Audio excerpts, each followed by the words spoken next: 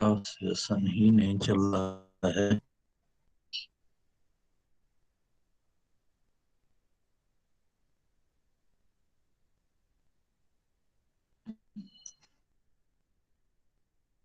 तो हम शुरू करते हैं। तो सुप्रभात बच्चों। आज हम पढ़ेंगे रजिया सज्जाद जहीर द्वारा लिखा हुआ पाठ नमक। तो इस नमक पाठ के माध्यम से लेखिका आपको यह बताना चाहती है कि भारत पाकिस्तान के बावजूद दोनों तरफ रहने वाले जो लोग हैं उनके बीच में आज भी प्रेम है, व्यवहार है, और दोनों एक दूसरे को मिलना चाहते हैं। ये खास बात है इस पाठ की। तो आइए हम इसको पढ़ते हैं, पाठ को। यहाँ पर सबसे पहले छोटा सा जीवन परिचय है जिसे हम देख ले पहले, कि रजिया सज्जाद जहीर जन्म 15 फरवरी सन 1917 अजमेर राजस्थान। प्रमुख रचनाएं जर्द गुलाब उर्दू कहानी संग्रह है। सम्मान सोवियत भूमि नेहरू पुरस्कार, उर्दू अकादमी उत्तर प्रदेश, अखिल भारतीय लेखिका संघ अवार्ड, और सन 18 दिसंबर सन 1979 को। कहते कि हमारे दृढ़ संकल्प ही हमारी ताकत है, हमारा लिखना ही हमें जिंदा रखता है। उनका ऐसा मानना था कि लिखना जो है वो हमें जिंदा रख सकता है। यानी हमें जीवन भर कुछ न कुछ लिखते पढ़ते रहना चाहिए। जैसे आपने 11वीं में पढ़ा था भवानी प्रसाद मिश्र का, कुछ लिख कर पढ़ कुछ पढ़कर सो, है कि कुछ लिखो कुछ पढ़ो जरूर। इस तरीके से आप अपने जीवन को आगे बढ़ा सकते हैं। तो लिखना पढ़ना बहुत ही महत्वपूर्ण बताया गया है। यहाँ लेखिका द्वारा भी यही बात कही गई है, जैसा कि भवानी प्रसाद मिश्र जी कहते हैं। रजिया सज्जाद जहीर मूलतः उर्दू की कथाकार हैं। उन्होंने बीए तक की शिक्षा घर पर रहकर ही प्राप्त की। विवाह के बाद उन्होंने इलाहाबाद से उर्दू में एमए की परीक्षा उत्तीर्ण की, और सन 1947 में वे अजमेर से लखनऊ आई और वहां करामात हुसैन गर्ल्स कॉलेज में पढ़ाने लगी। सन 1965 में उनकी नियुक्ति सोवियत सूचना विभाग में हुई। आधुनिक उर्दू कथा साहित्य में उनका महत्वपूर्ण स्थान है। उन्होंने कहानी और उपन्यास दोनों लिखे हैं। उर्दू में बाल साहित्य की रचना भी की है। मौलिक सर्जन के साथ साथ उन्होंने कई अन्य भाषाओं में उर्दू में कुछ पुस्तकों के अनुवाद भी किए हैं। रजिया जी की भाषा सरल, सहज और मुहावरेदार है। उनकी कुछ कहानियां देवनागरी में भी लिप्यांतरित हो चुकी है। लिप्यांतरित यानी अनुवाद, उनका अनुवाद हो चुका है, ट्रांसलेशन हो चुका है। रजिया सज्जाद जहीर की कहानियों में सामाजिक सद्भाव, धार्मिक सहिष्णुता और आधुनिक संदर्भों में बदलते हुए पारिवारिक मूल्यों को उभारने का सफल प्रयास मिलता है। सामाजिक यथार्थ और मानवीय गुणों का सहज सामंजस्य उनकी कहानियों की विशेषता है। तो ये खास बात है कहानी की। तो यहाँ जो पाठ है नमक। नमक आमतौर पर एक ऐसा शब्द है जिसके आते ही हमें एहसास हो जाता है कि खाने में जो नमक डाला जाता है जिससे उस खाने का स्वाद बढ़ जाता है। इसी तरीके से घर में बनने वाले बहुत सारे जो जलजीरा इत्यादि इस तरीके के जो लिक्विड जूस हैं, उनमें भी नमक का महत्वपूर्ण योगदान होता है। इतना ही नहीं, हमारे बुद्धि के विकास में भी नमक का महत्वपूर्ण योगदान होता है। अगर नमक की कमी हो जाए आपके शरीर में तो बहुत सारी दिक्कतें हो सकती हैं। नमक में पाया जाने वाला आयोडीन आपके बुद्धि को तीव्र करता है। तो इस प्रकार से अगर आप देखें तो नमक जो है यहाँ स्वाद का भले ही प्रतीक है, मगर कहानी में नमक मेल का भी प्रतीक है कि किस प्रकार से दोनों देश के जो लोग हैं, निवासी हैं, जो कभी इधर से उधर चले गए या उधर से इधर चले आए बंटवारे के समय, लेकिन आज भी उन दोनों के हृदय में, उन दोनों के मन में भारत में रहने व्यक्ति में रहने वाले व्यक्ति के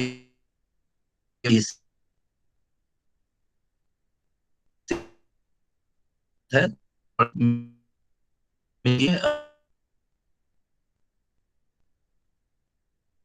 वह देश है लोगों के हृदय में भारत या पाकिस्तान के प्रति, भले ही दोनों विरोधी देशों में रह रहे विद्वान है, वीरान है। तो ये खास बात है इस अंतर्गत। तो यहाँ देखिए, शुरुआत करते हैं हम कि सिख बीबी को देखकर सफिया हैरान रह गई थी कि किस कदर उसकी माँ से मिलती थी। वही भारी भरकम जिस्म, छोटी छोटी चमकदार आंखें जिनमें नेकी, मोहब्बत और रहम दिली की रोशनी जगमगाया करती थी।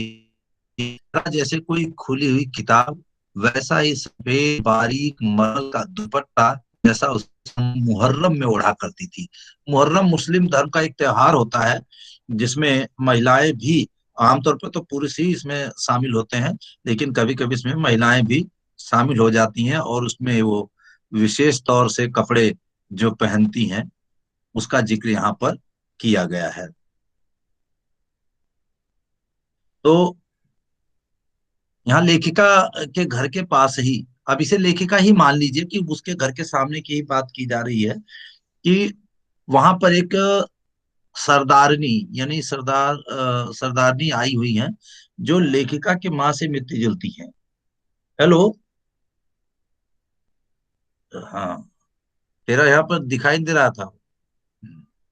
तो लेखिका की माँ से मिलती जुलती थी, इसलिए वह उनको उनके बारे में बात करती है और कहती कि छोटी छोटी चमकदार आंखें जिनमें नेकी और मोहब्बत और रहम दिली की रोशनी जगमगाया करती थी। चेहरा जैसे कोई खुली किताब, वैसा ही सफेद बारीक मलमल का दुपट्टा जैसा खाना उनकी, खिचड़ी हो। हाँ, उसकी अम्मा जो है वह ओढ़ा करती थी। हाँ, क्या कह रही? कुछ नहीं, कुछ बस नहीं। बीच में, हाँ, डिस्टर्ब मत करो। तो जब सफिया ने कई बार उनकी तरफ मोहब्बत से देखा तो उन्होंने भी उसके बारे में घर की बहू से पूछा। तो जो यहाँ पर सिख बीबी है, सिख बीबी यानी सरदारनी, अ, माताओं के लिए, दादियों के लिए बीबी शब्द का प्रयोग आमतौर पर किया जाता है पंजाब इत्यादि में, तो और मुस्लिम धर्म में भी। तो वो सिख बीबी जो है बिल्कुल लेखिका की माँ जैसी लगती थी, बिल्कुल वैसा ही चेहरा। तो वह देखती रहती है, निहारती रहती हैं। तो एक दिन सिख बीबी ने भी यह देखते हुए उनको देख लिया, तो उन्होंने अपनी बहू से पूछा। तो उन्हें बताया गया कि ये मुसलमान है, कल ही सुबह लाहौर जा रही हैं अपने भाइयों से मिलने, जिन्हें इन्होंने कई साल से नहीं देखा। लाहौर का नाम सुनकर वे उठकर सफिया के पास आ बैठी। देखिए कितना हमारे हृदय में जब किसी शहर, गांव, किसी ऐसे हिस्से के बारे में हमें जब सुनाई देता है जिसको हम बहुत बेइंतहा प्यार करते हैं, बहुत चाहते हैं, तो हम अपने आप को उसके पास जाने से रोक नहीं पाते। तो ऐसी स्थिति यहाँ पर सफिया सिख बीबी की भी है, कि जैसे बहू के माध्यम से उन्हें पता चलता है कि ये सफिया है, कल लाहौर जाने वाली है, मुस्लिम है, कल लाहौर जाने वाली है, तो वो तुरंत उठ करके सफिया के पास आ बैठती है और बताने लगी कि उनका लाहौर कितना प्यारा है। अब देखिए, चूंकि वो एक भारतीय है, हिंदू है, अब आपको ये लगेगा कि ये तो गलत बात है, वो कहती कि उनका लाहौर। लेकिन जब हम कहीं जन्म लेते हैं तो उस जन्म स्थान से हमें सदैव प्यार रहता है, वो चाहे बंटवारे में किसी के भी हिस्से में क्यों न चला जाए। तो कुछ ऐसी ही स्थिति यहाँ पर है कि बंटवारे में भले ही वो पाकिस्तान में चला गया, लेकिन आज भी उनके हृदय में वह लाहौर बसा है, जिसे वह अपना लाहौर कहती हैं, अपना लाहौर समझती हैं। वो कहती है कि वहां के लोग कैसे खूबसूरत होते हैं, उम्दा खाने और नफीस कपड़ों के, नफीस यानी बहुत ही मुलायम कपड़ों के शौकीन, सैर सपाटे के रसिया, जिंदा दिली की तस्वीर। तो उनका ऐसा मानना है कि लाहौर के लोग बहुत सुंदर होते हैं, बहुत खाने पीने और ओढ़ने पहनने में वो बड़े रसिया होते हैं, बहुत जिंदा दिल होते हैं, सैर सपाटे के भी शौकीन होते हैं, ऐसा उनका मानना है। सफिया को ये बातें सुनकर के थोड़ी हैरानी तो लगती है, लेकिन बाद में कीर्तन होता रहा और वे आहिस्ता आहिस्ता बातें करती थी, यानी वहां कीर्तन हो रहा था जहां पर सफिया भी बैठी थी, और धीरे धीरे वो बातें कर रही थी। सफिया ने दो एक बार बीच में पूछा,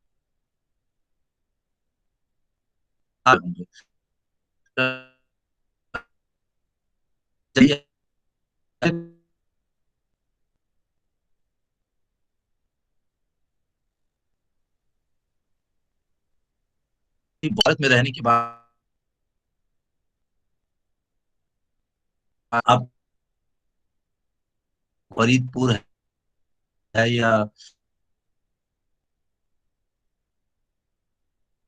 उन सब जगहों में आज भी जितने लोग हैं उनमें से 90% लोग पाकिस्तान से आए हुए हैं।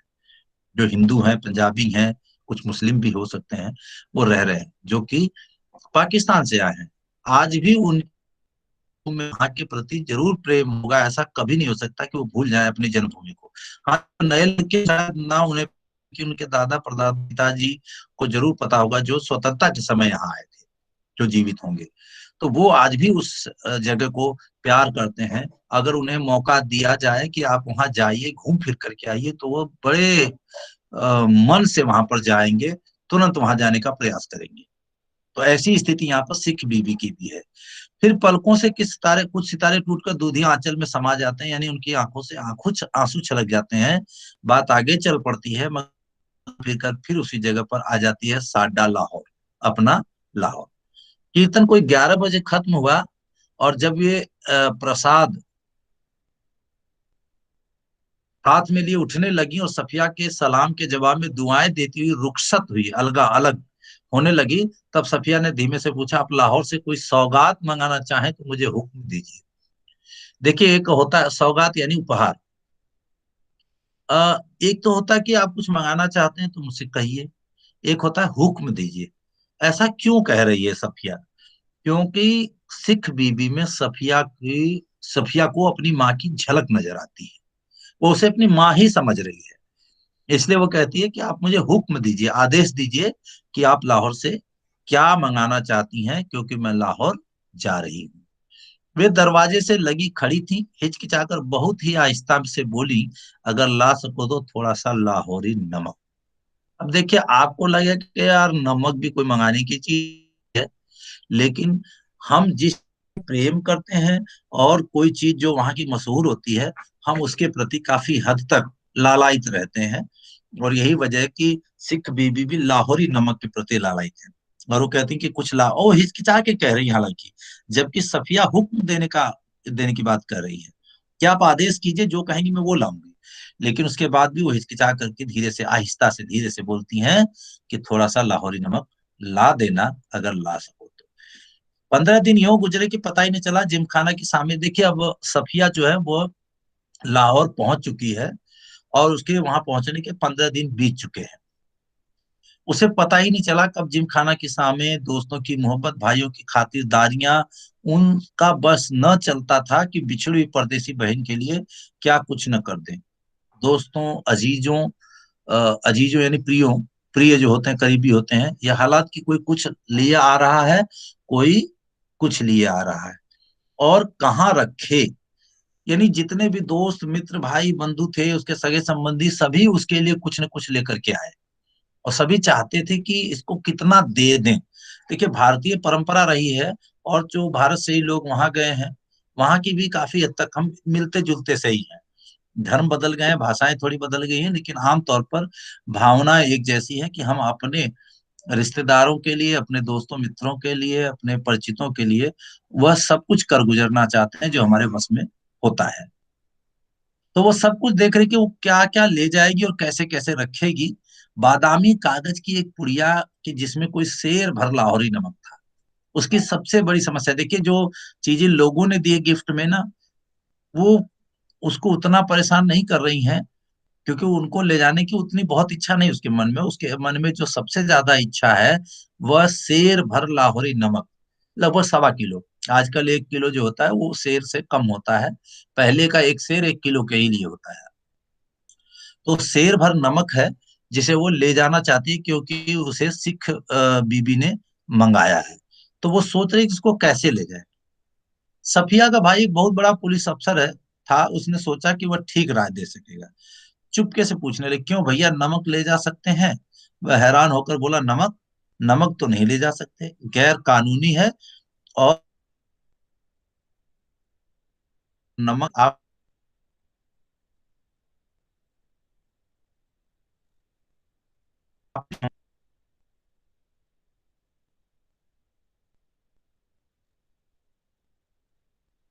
पहाड़ के रूप में, पत्थरों के रूप में नमक पाया जाता है।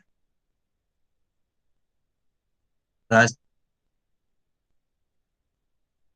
में यहाँ नमक ही नमक है कच्छ में, बोलते, तो बिल्कुल वही भी दिखता है, वहां तो दूसरा कभी नहीं दिखता है। तो तात्पर्य कि हमारे बहुत सारा नमक है, लेकिन हर नमक की अपनी विशेष, और यही वजह कि सिख बीवी को लाहौरी नमक चाहिए। और लेखिका चूंकि उन्हें अपनी माँ को देखती है, उनके घर, उनके चेहरे में अपनी माँ का चेहरा देखती है, इसलिए वह लाहौरी किसी भी कीमत ले जाना चाहती है। लेकिन भाई की यह कहने पर कि आप नमक नहीं ले जा सकती, और आप लोगों का अर्थात भारत के हिस्से में तो बहुत नमक आया है, वह झुंझला गई और कहती मैं हिस्से बखरे की आया होगा, मुझे तो लाहौरी का चाहिए, क्योंकि माँ ने मंगवाया है। जैसे वो कहती मेरी माँ है ना, यह बात उसके भाई को बड़ी अजीब लगती, क्योंकि उसे पता है उसकी माँ तो बहुत समय पहले ही गुजर चुकी है, बंटवारे से पहले ही मर गई थी। लेकिन लेखिका को सिख बीबी में अपनी माँ की झलक दिखाई देती है, इसलिए वो सीधे कहती है मेरी माँ ने मंगवाया है। भाई के समझ में कुछ नहीं आया, जरा नरमी से समझाने के अंदाज में बोला देखिए बाजी, बाजी यानी बड़ी बहन को बोला जाता है उर्दू में, कहता है देखिए बाजी, आपको आपको कस्टम से गुजरना होगा। जब भी हम एक देश से दूसरे देश में जाते हैं तो वहाँ की जो कस्टम होती है वो हमारे सभी सामानों के साथ साथ हमारी भी जांच करती है कि हम कोई ऐसी गैर जरूरी चीज तो नहीं ले जा रहे जो एक दूसरे देश से आने जाने के लिए जिसका कस्टम लगता है, जिस पर अनुमति लेनी पड़ती है। तो कहते हैं कि अगर ऐसी वैसी कोई चीज निकल गई तो आपके सामान की वो चिंदी चिंदी बिखेर देंगे कस्टम वाले। चिंदी चिंदी यानी एक एक सामान को इधर उधर बिखेर देंगे। तो वह बिगड़ कर बोली निकल आने का क्या मतलब, मैं क्या चोरी से ले जाऊंगी, छिपा के ले जाऊंगी, मैं तो दिखा के जता के ले जाऊंगी। वो कहती है कि मैं दिखा करके जता करके ले जाऊंगी, सबको बता करके ले जाऊंगी कि मैं लाहौरी नमक ले जा रही हूँ। तो वो कहती है मैं छुपा करके नहीं ले जाने वाली, इसलिए मुझे इस बात का कोई डर नहीं है। भाई ये तो आप बहुत ही गलत बात करेंगी। कानून, वो भाई है पुलिस में अफसर है, इसलिए वो कानून की बात करता है। अरे वह फिर वही कानून कानून कहे जाते हो, क्या सब कानून हुकूमत के ही होते हैं? कुछ मोहब्बत, मुरव्वत, आदमियत, इंसानियत के नहीं होते? आखिर कस्टम वाले भी तो इंसान होते हैं, कोई मशीन तो नहीं। तो समझाती है कि हर कानून केवल हुकूमत का नहीं यानी शासन का ही नहीं होता है, बल्कि बहुत सारे कानून ऐसे भी होते हैं जो मोहब्बत के लिए, आदमियत, मुरव्वत, इंसानियत के लिए प्रयोग होते हैं। और आदमी कोई मशीन नहीं है। हाँ वे मशीन तो नहीं होते, पर मैं आपको यकीन दिलाता हूँ वे शायर भी नहीं होते। शायर, अदीब, लेखक, लेखिका, चूंकि लेखिका है इसलिए वो कहता है कि भाई वो शायर भी नहीं होते जो आपको ऐसे ही छोड़ देंगे, वो अपनी जांच पड़ताल करेंगे तब आपको जाने देंगे। कहते अरे बाबा तो मैं कब कह रही हूँ कि वह ड्यूटी ना करे, एक तोहफा है वह भी चंद पैसों का, शौक से देख ले, कोई सोना चांदी नहीं, स्मगलिंग की हुई चीज नहीं, ब्लैक मार्केट का माल नहीं। वो सब कहती है। अब आपसे कौन बहस करे, आप अदीब ठहरिए। अदीब यानी साहित्यकार, अदीब मतलब साहित्यकार। कहते हैं अदीबों का दिमाग थोड़ा सा जरूरी घुमा हुआ होता है। वैसे मैं आपको बता देता हूँ कि आप ले नहीं जा पाएंगे और बदनामी मुफ्त में हम सबकी होगी। आखिर आप कस्टम वालों को कितना जानती है? वो कहते हैं कि उसका भाई कहता है कि आप नहीं ले जा पाएंगी, कस्टम वाले पकड़ लेंगे, बिना मतलब कि हम लोगों की बदनामी होगी। लेकिन वो फिर भी नहीं मानती है और गुस्से से जवाब दिया कस्टम वालों को जाने या ना जाने, पर हम इंसानों को थोड़ा जरूर जानते हैं। और रही दिमाग की बात, क्योंकि उसने व्यंग मारा था कि आप अदीब ठहरी, अदीबों का दिमाग थोड़ा घुमा होता है। तो कहती है अगर सभी लोगों का दिमाग हम अदीबों की तरह घुमा हुआ होता ना तो ये दुनिया कुछ बेहतर हो जाती भैया। यानी उनका मानना है कि जो राइटर हैं, लेखक हैं, अगर उनके दिमाग जैसा सबका दिमाग हो जाए तो दुनिया बिल्कुल बदल जाए, क्योंकि उनके यहाँ दुश्मनी नाम की कोई चीज होती ही नहीं है, प्यार मोहब्बत ही होती है। देखिए सफिया यहाँ पर उसमें जो है कि टोकरी में वह नमक छुपाना चाह रही है। एक बार ये कोशिश की है उसने, पाठ में और बताने का प्रयास किया है उसने कि वह नमक को कैसे कैसे रखने का प्रयास करिए। सामान आप देख सकते हैं कितना सारा रखा हुआ है, और ये कीनू है जो उसको गिफ्ट में मिले हैं। ये सारी चीजें सोचती है, टोकरी में रखने का प्रयास करती है। तो आगे आप देखेंगे कि आगे कहती कि मारे गुस्से के उसकी आंखों से आंसू बहने लगे, और उसका भाई सिर हिलाकर चुप हो गया। चूंकि बड़ा भाई था, बहन से उसे प्रेम भी था, इसलिए ज्यादा कुछ न कहा, सिर हिला के चुप हो गया। अगले रोज 2 बजे दिन को उसे रवाना होना था। सुबह के लिए बहुत व्यस्त कार्यक्रम बन चुका था, इसलिए उसे सारी पैकिंग रात में ही करनी थी। अब देखिए वो रात में ही आपको अभी मैंने दिखाया कि कीनू भी मिले हैं उसको। और जाते समय उसने देखा था कि कीनुओं की टोकरी में जो जो फल, इधर से केले पाकिस्तान की तरफ जा रहे हैं, उधर से कीनू आ रहे हैं, तो कह रही कि उसमें कोई चेक नहीं करता। इसलिए उसके मन में आया कि वो उसको नमक को जो है कीनुओं के नीचे रख दे। वो बता रही कि हाँ, एक तो वो छोटी सी टोकरी जिसमें कीनू थे, एक दोस्त का तोहफा जो संतरे और माल्टे को मिला करके बनाया गया, हाइब्रिड है ये। यानी संतरा और माल्टे के पौधों से मिला करके इसको बनाया गया, जिसे कीनू कहते हैं। हम लोग खाते भी हैं, सभी जानते हैं इसको। अब तक सफिया का गुस्सा उतर चुका था, भावना के स्थान पर बुद्धि धीरे धीरे उस पर हावी हो रही थी। तो नमक की पुड़िया ले जानी है, पर कैसे? अच्छा, अगर इस हाथ में ले ले और कस्टम वालों के सामने सबसे पहले इसी को रख दें। लेकिन अगर कस्टम वालों ने न जान दिया तो मजबूरी है, छोड़ देंगे। लेकिन फिर उस वायदे का क्या होगा? उसे एक तरफ लगता है कि उसने वादा किया है सिख बीबी से, जिसे वो अपनी माँ समझ रही है, माँ मान रही है, कि वादा किया है। कहते कि हम सैयद हैं, और सैयद वादा करके झुठलाते नहीं है, झूठ नहीं बोलते। तो इसलिए वह सोचती है कि वो किसी भी तरीके से ले जाएगी। उसके दिमाग में आता है कि अगर कीनुओं को टोकरी में सबसे नीचे रख लिया जाए तो इतने कीनुओं के ढेर में भला कौन देखेगा, क्योंकि फलों की टोकरियां चेक नहीं की जाती। ठीक है। उसने कीनू कालीन पर उलट दिए, जैसा कि यहाँ आप चित्र में देख रहे हैं, यहाँ पलट दिए हैं और ये रखने का प्रयास कर रही है। कीनू कालीन पर उलट दिए और नमक की पुड़िया उठाकर टोकरी की तह में, यानी एकदम निचले हिस्से में रख दिया। एक बार झांक कर उसने पुड़िया को देखा और उसे ऐसा महसूस हुआ मानो उसने अपनी किसी प्यारी प्यारे को कब्र की गहराई में उतार दिया। देखिए, मन की भावनाएं हैं, हम बहुत कुछ सोचने लग जाते हैं। उसे बड़ा बुरा लग रहा था कि वो नमक को नीचे रख रही है।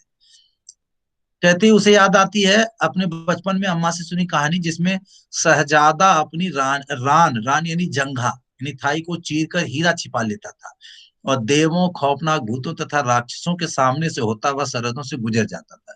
इस जमाने में ऐसी कोई तरकीब नहीं हो सकती।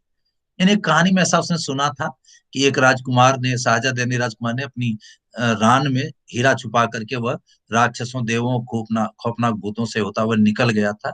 वह बच के उस हीरे को ले आया था। तो हीरा उस समय उस कहानी के हिसाब से बहुत ही महत्वपूर्ण चीज रही होगी, तो उसे वो ले आया था। कहती कि आज ऐसा नहीं हो सकता। फिर वह कीनियों को एक एक करके टोकरी में रखने लगती है, और इस प्रकार से आश्वस्त होकर के उसे पलंग के नीचे रख देती है। दोहरी लेट कर दोहरी दोहर ओढ़ लेती है, यानी मोटी चादर। रात को तकरीबन 1:30 बजे थे। मार्च की सुहावनी हवा खिड़की की जाली से आ रही थी, और खिड़की के करीब लगा चंपा का एक घना दरख्त, दरख्त यानी पेड़, चंपा का पेड़, सामने की दीवार पर पत्तियों के अक्स, छाया लहका रहा था। कभी किसी तरफ से किसी की दबी हुई खांसी की आहट, दूर से किसी कुत्ते के भौंकने या रोने की आवाज, चौकीदार की सीटी, और फिर सन्नाटा। ये देखिए, शब्द चित्र है यह, यानी शब्दों के माध्यम से पूरा चित्र उकेरना। उसके 3 सगे भाई थे, बेशुमार चाहने वाले दोस्त, बाप की कब्र, नन्हे नन्हे भतीजे भतीजियां थी, जो उसे बड़ी मासूमियत से पूछते थे, फूफी जान, आप हिंदुस्तान में क्यों रहती हैं? देखिए, बच्चे अक्सर ऐसे सवाल पूछ देते हैं जिसका जवाब हम सभी के पास नहीं होता, लेखिका के पास भी नहीं है। लेकिन वो कहती है जहां हम लोग नहीं आ सकते, और उन सबके और साफिया के बीच में एक सरहद थी, और बहुत ही नोकदार लोहे की छड़ों का जंगला, जो कस्टम कहलाता था।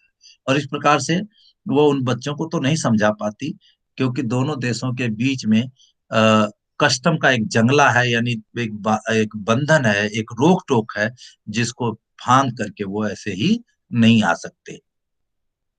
कल वह लाहौर से चली जाएगी, हो सकता है साल भर बाद फिर आए। 1 साल से पहले तो वह आ भी नहीं सकती थी, और यह भी हो सकता था कि अब कभी ना आ सके। उसकी आंखें आहिस्ता आहिस्ता बंद होने लगी। फिर उसे एक सफेद दुपट्टे का दूधिया आंचल लहराता दिखाई दिया, जिस पर यहाँ वहां सितारे झिलमिला रहे थे। हमें वहां से आए तो बहुत दिन हो गए, यहाँ हमारी कोठी भी है, बिजनेस भी है। यानी जो सिख बीबी ने कहा था, वो सब कुछ उसे याद आ रहा है। फिर दिखा इकबाल का मकबरा, लाहौर का किला, किले के पीछे डूबते हुए सूरज की नारंगी किरणें। यानी अब वो सफर करने लग गई है। ये सारी चीजें उसे दिख रही हैं। दो बेजान परछाइयां, तो तुम कल चली जाओगी, हाँ, अब कब आओगी मालूम नहीं, शायद अगले साल, शायद कभी नहीं।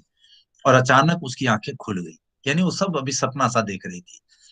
अचानक आंखें खोली, सीढ़ियों के नीचे लगी धूप से एक पत्ती तोड़ी थी, जिस पर ठंडी और जमी थी, शुरू हो गई थी। हुआ यह था कि नींद में करवट लेते उसका हाथ कीनुओं से लबालब भरी टोकरी से जा पड़ा था। रसीले ठंडे कीनू जिनको देते वक्त उनके दोस्त ने कहा था, यह हिंदुस्तान पाकिस्तान की एकता का मेवा है। सफिया फर्स्ट क्लास के वेटिंग रूम में बैठी थी। दिल्ली तक का किराया उसके भाई ने दिया। दिल्ली यानी दिल्ली। वह हाथ में टिकट लिए दबाए वेटिंग रूम के बाहर प्लेटफॉर्म पर टहल रहा था, और वह अंदर बैठी चाय की प्याली हाथ में ले कीनुओं की टोकरी पर निगाहें जमाए यह सोच रही थी कि आसपास इधर उधर इतने लोग हैं, लेकिन सिर्फ वही जानती है कि टोकरी में कीनुओं के नीचे नमक की पुड़िया है। यानी वो नमक की पुड़िया के बारे में अभी भी सोच रही है। तो आज इतना ही बच्चों। इसका अगला हिस्सा हम फिर पढ़ेंगे, दोबारा पढ़ेंगे। और इसी के साथ, क्योंकि 11:03 हो गए हैं, इसी के साथ ही आज का यह पाठ समाप्त होता है। धन्यवाद। और इसकी अगली कड़ी हम अगले उसमें पढ़ेंगे, अगले खंड में। धन्यवाद।